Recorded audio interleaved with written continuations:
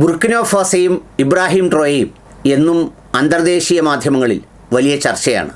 പാശ്ചാത്യ സമൂഹത്തിൽ നിന്ന് കൊള്ളക്കാരായി എത്തി ആഫ്രിക്കൻ രാജ്യങ്ങളെ കൊന്നു തിന്നുന്ന, എന്നിട്ട് അവരുടെ മേൽ അപരാധങ്ങളും ഇല്ലാക്കഥകളും ആരോപിച്ച് കെട്ടുകഥകൾ ചിത്രീകരിച്ച് ആ രാജ്യം നന്നാക്കാൻ വരുന്ന ഭരണാധികാരികളെ ഉന്മൂലനം ചെയ്ത് തങ്ങളുടെ അടിമത്താവളമാക്കി മാറ്റുന്ന പാശ്ചാത്യ രാജ്യങ്ങൾക്ക് മുന്നിൽ തൽക്കാലമെങ്കിലും കുറച്ചു കാലമായി പിടിച്ചു നിൽക്കുന്ന ഭരണാധികാരിയുടെ പേരാണ് Ibrahim ട്രോയെ.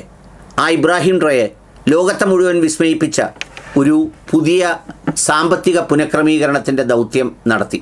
അതിതാണ്: Burkina Faso has raised 151.5 billion CFA francs $252 million from its citizen and diaspora in the first phase of its patriotic loan, exceeding the 125 billion CFA target by more than 21%.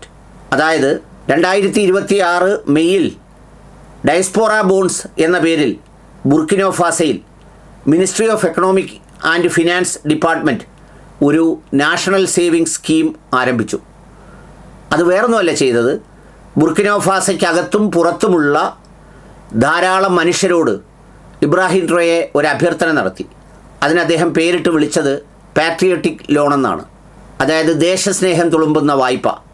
ഈ രാജ്യത്തെ പുനരുദ്ധീകരിക്കാൻ വേണ്ടി, ആ രാജ്യത്തെ പുനരുജ്ജീവിപ്പിക്കാൻ വേണ്ടി ഈ ചൂഷണങ്ങളും അതുപോലെ തന്നെ കെട്ടുകളും നിറഞ്ഞ ഐക്യരാഷ്ട്രസഭയുടെയും IMFൻ്റെയും ഒക്കെ ഫണ്ടിനപ്പുറത്ത് സ്വന്തം രാജ്യത്തെ സഹായിക്കാൻ നിങ്ങൾ ഒരു സാമ്പത്തിക സഹായം ചെയ്യണമെന്നും അതൊരു ലോണായി മാത്രം തന്നാൽ മതിയെന്നും അത് വളരെ സുതാര്യമായി ഈ രാജ്യത്ത് ഇൻവെസ്റ്റ് ചെയ്ത് അതിനൊരു ഇൻവെസ്റ്റ്മെൻറ്റ് ടേംസും ഒക്കെ പറഞ്ഞാണ് മെയ് 2026 അദ്ദേഹം ഒരു സ്കീം പ്രഖ്യാപിച്ചത്. അതിൽ ടാർഗറ്റ് ചെയ്തത് 125 ബില്യൺ CFA ആണ്.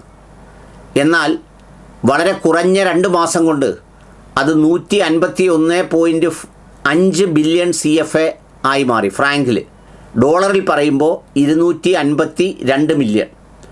ഇതിൻ്റെ ഇൻസെൻറ്റീവ് ടേംസ് എന്താണെന്ന് വെച്ചാൽ, ഇത് ഡൊമസ്റ്റിക്കും ഡയസ്പോറ കമ്മ്യൂണിറ്റിയിൽ നിന്നും കളക്ട് ചെയ്യുന്ന മണി ഉപയോഗിച്ച് രാജ്യത്തിനകത്തുള്ള വിവിധങ്ങളായ ഡെവലപ്മെൻറ്റ് പ്രോഗ്രാമുകൾ ഏറ്റെടുത്ത് നിർവഹിക്കുക എന്നുള്ളതാണ്.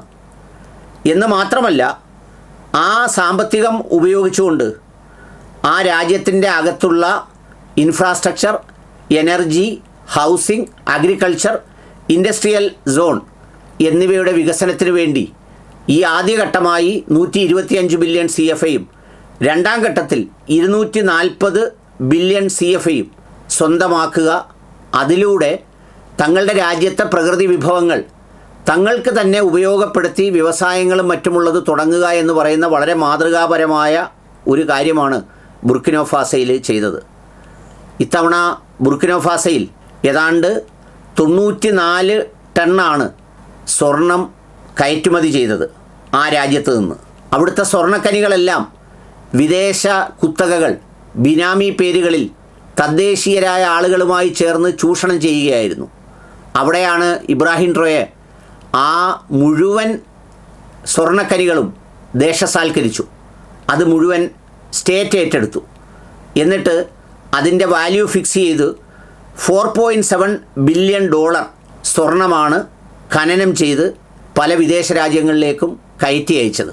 ഇത് മുഴുവൻ UK-യും ഫ്രാൻസും അമേരിക്കയും ഒക്കെ അടങ്ങുന്ന ഒരു നിഗൂഢ സംഘം ആ രാജ്യത്ത് നിന്ന് ചൂഷണം ചെയ്ത് ആ രാജ്യത്തിൻ്റെ പുരോഗതിക്കും താല്പര്യങ്ങൾക്കും വേണ്ടി ഉപയോഗിക്കാതെ പണ്ട് നമ്മുടെ രാജ്യത്തൊക്കെ വന്ന് കോളനി സ്ഥാപിച്ചിരുന്ന കാലം പോലെ അവിടെ നിന്ന് കടത്തിക്കൊണ്ടു പോവുകയായിരുന്നു.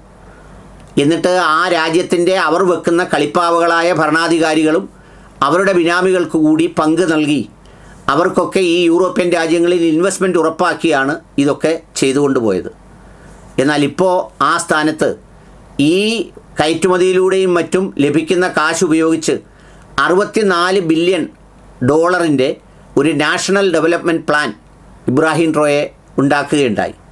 അതിലൂടെ സെക്യൂരിറ്റിയും ഗവേണൻസും ഹ്യൂമൻ ക്യാപിറ്റൽ, അതായത് ഇൻഫ്രാസ്ട്രക്ചർ, ഹ്യൂമൻ ക്യാപിറ്റൽ, അതായത് എഡ്യൂക്കേഷൻ, ഹെൽത്ത് തുടങ്ങിയവ ഇംപ്രൂവ് ചെയ്യുന്നതിനും അതിൻ്റെ ഇൻഫ്രാസ്ട്രക്ചർ ഉണ്ടാക്കുന്നതിനും ഒക്കെ വേണ്ടിയിട്ടുള്ള ധനസഹായങ്ങളും എല്ലാം വളരെ കൃത്യമായി നടപ്പിലാക്കിയാണ് മുന്നോട്ട് പോകുന്നത്.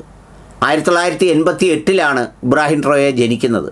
അപ്പോൾ അദ്ദേഹത്തിൻ്റെ പ്രായം വെറും 38 വയസ്സ് മാത്രം പ്രായമുള്ള ഇബ്രാഹിം ട്രോയാണ് ഈ ഭരണം അവിടെ നടത്തിക്കൊണ്ടിരിക്കുന്നത്. സെപ്റ്റംബർ 2022 അദ്ദേഹം ആ നാടിൻ്റെ ഭരണാധികാരിയായി ഒരു ഇൻ്ററിം പ്രസിഡൻ്റായി ചാർജ് എടുക്കുന്നത്. അദ്ദേഹം ഒരു അറിയപ്പെടുന്ന നാഷണലിസ്റ്റും പാൻ ആഫ്രിക്കനിസ്റ്റും ആൻറ്റി ഇമ്പീരിയലിസ്റ്റുമാണ് എന്നതാണ് അതിൻ്റെ ഒരു പ്രത്യേകത.